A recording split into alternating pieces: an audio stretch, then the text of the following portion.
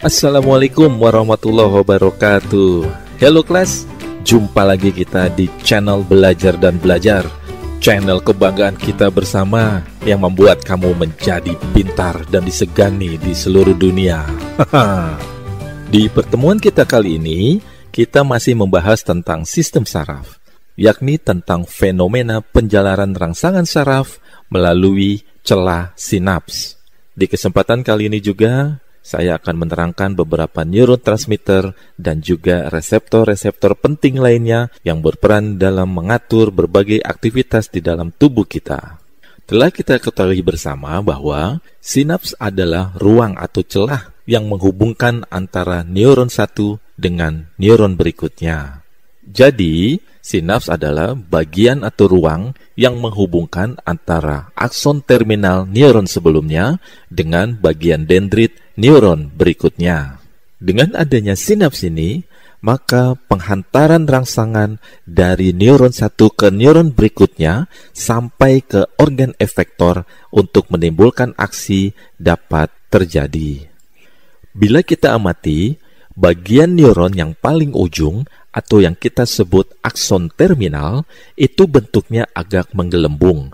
Bagian ini dapat kita sebut sebagai neuron presinaps. Di dalam neuron presinaps ini atau di ujung akson terminal ini terdapat vesikula-vesikula atau kantong-kantong yang berisi neurotransmitter. Apabila vesikula-vesikula yang berisi neurotransmitter ini mengalami rangsangan yang begitu hebat karena adanya potensial aksi oleh akson, maka kantong-kantong yang berisi neurotransmitter ini akan mengalami eksitasi dan neurotransmitter nanti akan dilepaskan secara eksositosis menuju celah sinaps. Nah, neurotransmitter inilah yang nanti akan menimbulkan rangsangan pada neuron berikutnya atau pada organ efektor yang dituju untuk menimbulkan aksi.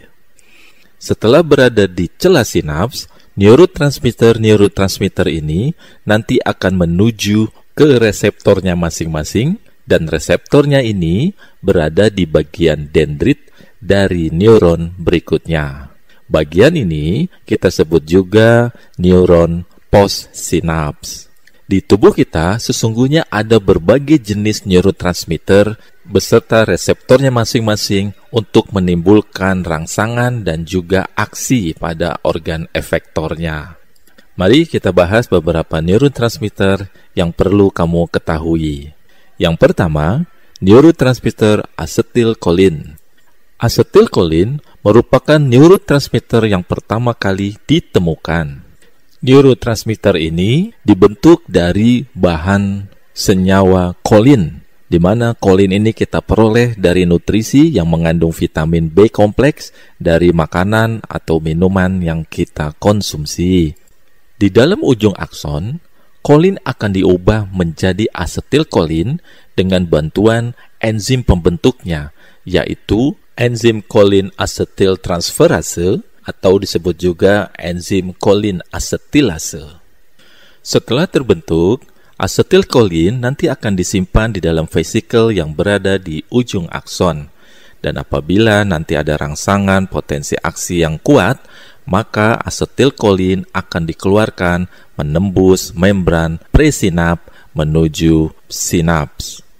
Setelah mencapai celah sinaps, asetilkolin nanti akan menuju tempat reseptornya masing-masing yang berada di neuron berikutnya atau ke organ efektor untuk menimbulkan aksi. Reseptor untuk asetilkolin yakni reseptor nikotinik dan reseptor muskarinik.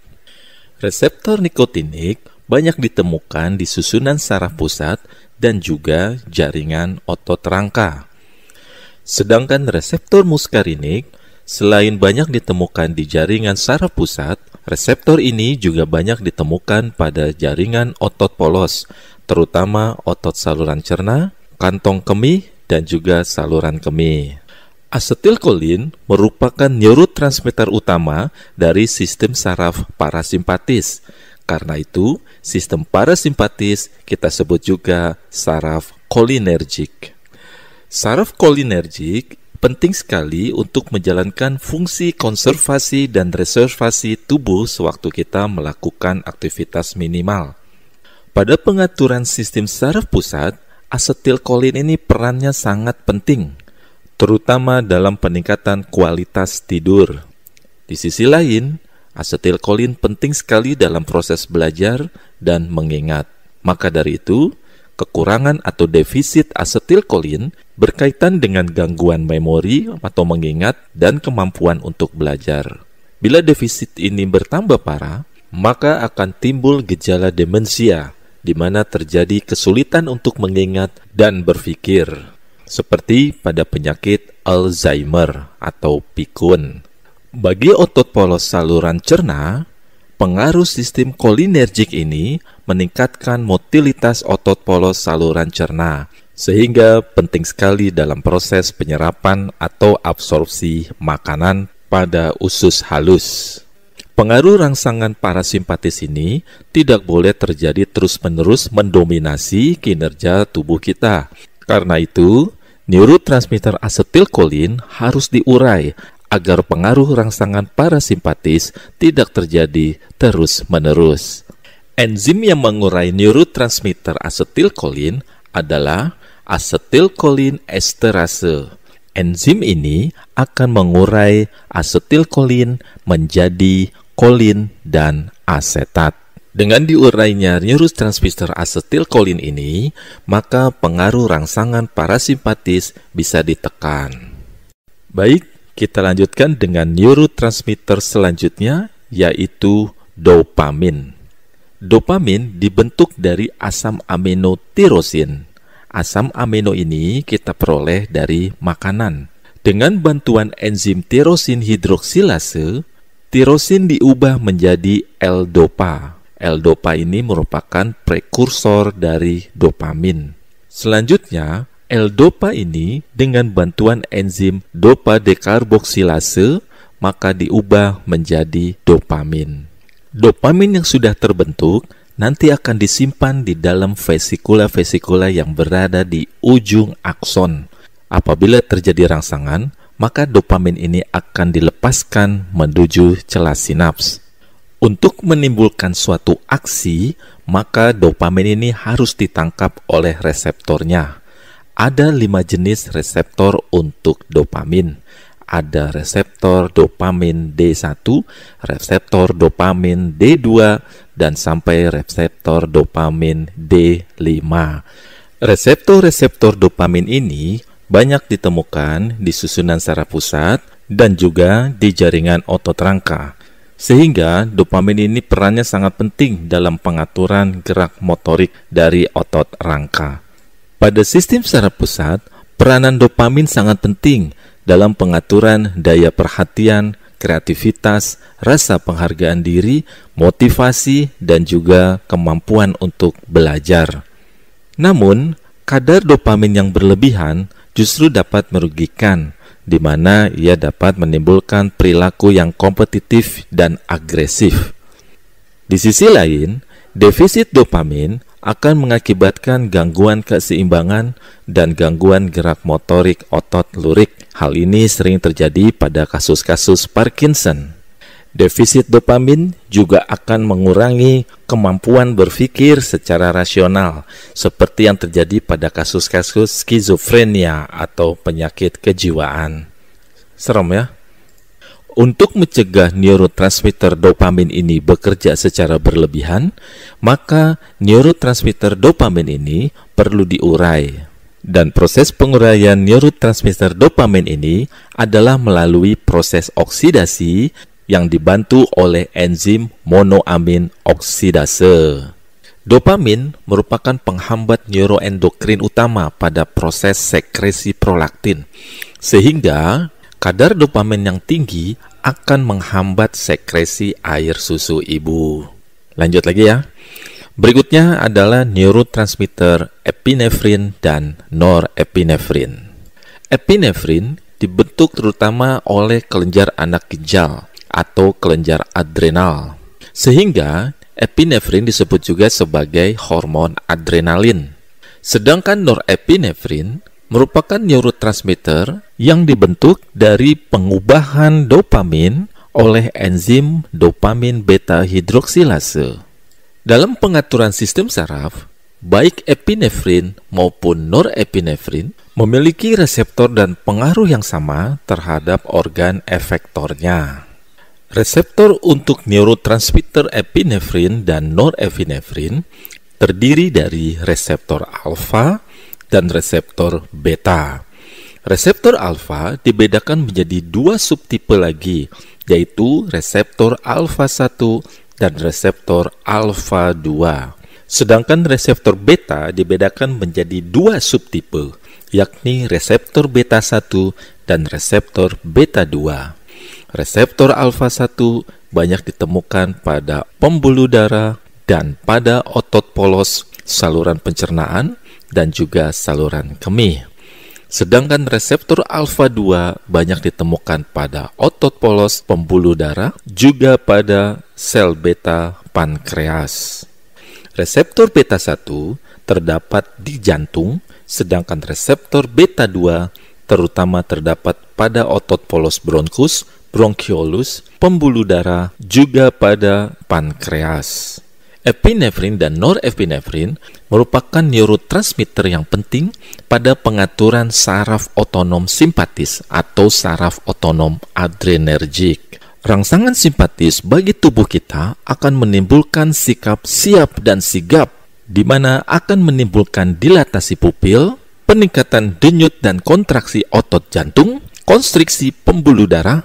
Akibatnya terjadi peningkatan juga pada tekanan darah. Pada saluran nafas, rangsangan simpatis akan menyebabkan dilatasi bronkus dan bronchiolus. Hal ini juga diiringi dengan meningkatnya frekuensi pernafasan. Setelah epinefrin dan norepinefrin selesai menjalankan tugasnya, maka mereka harus diurai secara enzimatis. Enzim yang bertugas untuk mengurai neurotransmitter ini adalah enzim monoamin oksidase. Setelah neurotransmitter ini diurai, maka rangsangan simpatis akan berkurang. Oke kelas, itulah neurotransmitter epinefrin dan norepinefrin. Kita lanjutkan lagi dengan neurotransmitter berikutnya, yaitu serotonin. Serotonin atau 5-hidroksitriptamin merupakan suatu neurotransmitter yang disintesis dari asam amino triptofan. Asam amino triptofan ini banyak kita peroleh dari makanan. Dengan bantuan enzim triptofan hidroksilase, triptofan diubah menjadi 5-hidroksitriptofan. Kemudian, dengan enzim 5-hidroksitriptofan dekarboksilase, dibentuklah 5-hidroksitriptamin atau serotonin. Sebagian besar neurotransmitter serotonin banyak ditemukan pada saluran pencernaan. Sisanya kita bisa dapat temukan pada susunan saraf pusat dan juga di dalam trombosit.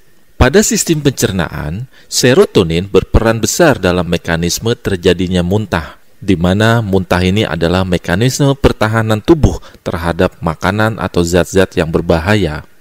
Bagi sistem saraf pusat, serotonin perannya adalah sebagai pengatur perilaku kita.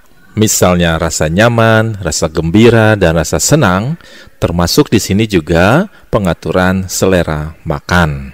Sementara itu, serotonin yang tersimpan di dalam trombosit ini akan berperan sebagai mediator inflamasi. Nantinya akan dikeluarkan apabila terjadi reaksi peradangan. Reseptor untuk neurotransmitter serotonin dikenal sebagai reseptor 5-hidroksitriptamin atau kita singkat sebagai reseptor 5-HT. Ada 5 reseptor serotonin yang perlu kamu ketahui, yaitu reseptor HT1, reseptor HT2, sampai reseptor HT5. Degradasi enzimatis untuk serotonin terutama dilayani oleh enzim monoamin oksidase. Enzim monoamin oksidase akan menyebabkan serotonin menjadi bentuk yang tidak aktif. Defisiensi dari neurotransmitter serotonin Ini berkaitan dengan gangguan perilaku dan juga gangguan psikis, yaitu akan menimbulkan depresi, kecemasan, hingga pikiran untuk bunuh diri. Oke kelas, kita lanjutkan lagi dengan neurotransmitter berikutnya, yaitu histamin. Histamin adalah neurotransmitter yang dikeluarkan oleh saraf-saraf yang bersifat histaminergik. Neuron histaminergik ini berlokasi di susunan saraf pusat, tepatnya di area hipotalamus. Histamin dibentuk dari proses dekarboksilasi asam amino histidin. Asam amino ini dapat diperoleh di dalam jaringan kita dan juga dapat berasal dari makanan yang kita konsumsi sehari-hari. Perubahan histidin menjadi histamin ini dikatalis oleh enzim histidin dekarboksilase yang banyak terdapat pada jaringan. Histamin banyak disimpan di dalam sel-sel imun kita, seperti di dalam sel darah putih, yakni basofil dan sel mast. Ketika sel-sel imun ini menangkap zat alergen atau zat patogen lainnya, maka histamin yang terkandung di dalamnya akan dikeluarkan menuju ke jaringan. Sesampainya di jaringan, histamin akan berikatan dengan reseptornya masing-masing untuk menimbulkan berbagai aksi. Reseptor untuk neurotransmitter histamin ada beberapa jenis, antara lain reseptor histamin H1, reseptor histamin H2, reseptor histamin H3, dan reseptor histamin H4. Untuk reseptor histamin H1, ini banyak ditemukan di jaringan otot polos saluran cerna dan saluran nafas, dan otot polos pada pembuluh darah. Apabila neurotransmitter histamin ini dilepaskan dan diterima oleh reseptor histamin H1, maka akan menimbulkan berbagai respon. Pada pembuluh darah akan menimbulkan dilatasi, sementara itu pada saluran nafas akan terjadi bronkokonstriksi. Bagi saluran pencernaan, pelepasan neurotransmitter histamin ini akan meningkatkan kontraksi otot polos pada saluran cerna. Pada kulit, aktivasi reseptor histamin H1 berhubungan dengan reaksi alergi dan juga reaksi peradangan yang memberikan sensasi rasa gatal. Untuk reseptor histamin H2, ini ditemukan pada sel-sel parietal lambung. Sel parietal ini erat hubungannya dengan sekresi asam lambung. Sehingga apabila reseptor histamin H2 ini teraktivasi oleh histamin, maka yang terjadi adalah meningkatnya sekresi asam lambung. Untuk reseptor histamin H3, ini banyak ditemukan pada susunan saraf pusat. Apabila reseptor histamin H3 ini menerima neurotransmitter histamin, yang terjadi adalah penghambatan atau inhibisi pelepasan neurotransmitter lainnya, seperti penghambatan serotonin, norepinefrin, asetilkolin yang berada di susunan saraf pusat. Sementara itu, reseptor histamin H4 banyak ditemukan pada organ-organ dan sel-sel imun kita. Aktivasi reseptor histamin H4 ini adalah untuk merekrut eosinofil atau salah satu jenis dari leukosit atau sel darah putih untuk melakukan kemotaksis. Jalur inaktivasi histamin melibatkan beberapa enzim. Yang pertama adalah enzim metiltransferase dan juga enzim diaminooksidase. Yang terakhir, kita bahas tentang neurotransmitter gamma aminobutyric acid atau kita singkat GABA. Atau asam gamma aminobutyrat adalah neurotransmitter yang bersifat inhibisi. Ia bekerja pada sistem saraf pusat. GABA dibentuk di susunan saraf pusat melalui proses dekarboksilase asam glutamat yang dibantu oleh enzim glutamat dekarboksilase. Aktivitas enzim glutamat dekarboksilase ini membutuhkan suatu kofaktor, yakni vitamin B6 atau piridoksin. Reseptor untuk neurotransmitter GABA ada dua jenis, yaitu GABA A dan GABA B. Keduanya tersebar di susunan saraf pusat. Aktivasi reseptor GABA A dapat memberikan efek yang positif bagi tubuh kita, di mana akan memberikan rasa kantuk untuk tubuh kita beristirahat. Efek ini juga sangat menguntungkan bagi psikis kita untuk mencegah dari kecemasan dan stres. Sementara itu, aktivasi reseptor GABA B akan mencegah masuknya ion kalsium ke dalam sel-sel otot lurik atau otot rangka. Akibatnya, otot rangka akan mengalami relaksasi. Untuk mengurangi pengaruh GABA pada neuron saraf pusat, agar tubuh kita bisa kembali beraktivitas, maka neurotransmitter GABA perlu diurai menjadi bentuk yang inaktif. Penguraian neurotransmitter GABA menjadi bentuk yang inaktif ini dibantu oleh enzim GABA transaminase. Setelah neurotransmitter GABA ini terurai, maka tubuh kita akan terbangun dan menjadi segar kembali. Oke kelas, demikianlah pembahasan kita untuk pertemuan kali ini. Simak terus channel Belajar dan Belajar, channel kebanggaan kita untuk menjadi orang pintar. Dan jangan lupa dibaca lagi buku yang kamu peroleh dari sekolah. Assalamualaikum.